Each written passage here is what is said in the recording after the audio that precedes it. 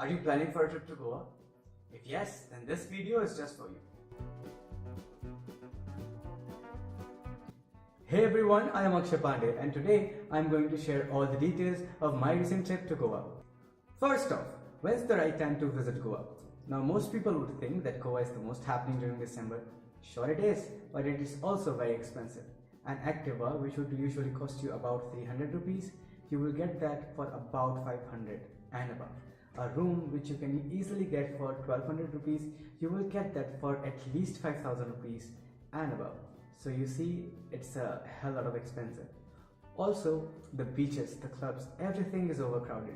Like this is the literal scene of every club during December.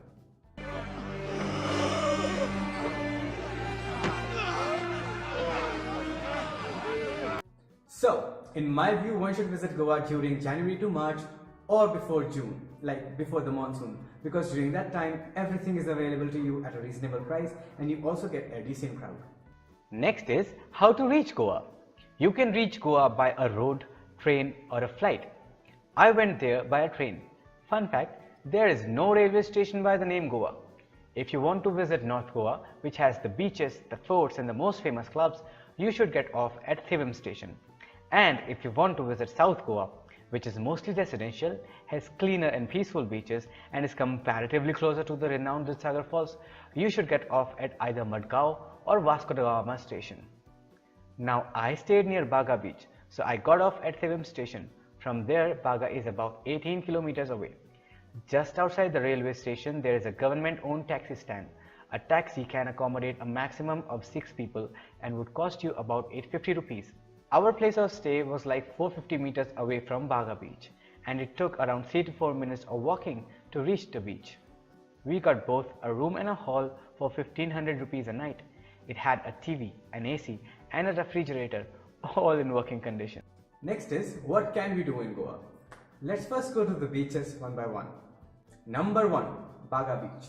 At Baga, you can bathe in the sea, do water sports or have fun like this or this. Or you can wait till the evening and party at the shacks, like this.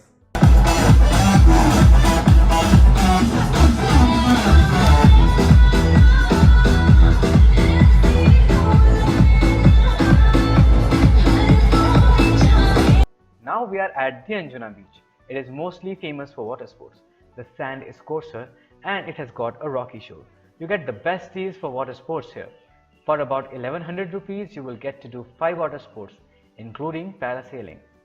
The quietest, the cleanest and most surreal of all the beaches that I visited. The road leading to Arambol is filled with shops, so if you want to buy some souvenirs, this is just the right place. The sand here is just like silk, extremely soft and feels great. The beach provides you with an unparalleled peace. You have to visit Arambol if you are visiting Goa. This is how Vagator beach looks during the sunset. Looks pretty damn good, right? And the hill you see over there? Let's go on top of that. So this is the view from the top of the hill, and that's Chapora Fort right there. Starting with Chapora Fort. Now this fort is open all the time, but it is advisable that you visit the fort before sunset. At this fort, you can get your pictures clicked like the very famous shot from the movie Dil Chahta Hai. Dil chahta hai, hum na rahe kabhi yaaron ke bin. Up next is Aguada Fort. There is no entry fee for the forts. The Aguada Fort closes at 5:30 p.m. The entrances to the fort are shut. You are allowed to visit the top of the fort though, from where you can look over the Arabian Sea. The fort itself is picturesque and you can get some dope pictures clicked too. Let's talk about the clubs now. Tito's is the most famous club of Goa. There is a lane by the name Tito's Lane which is filled with clubs.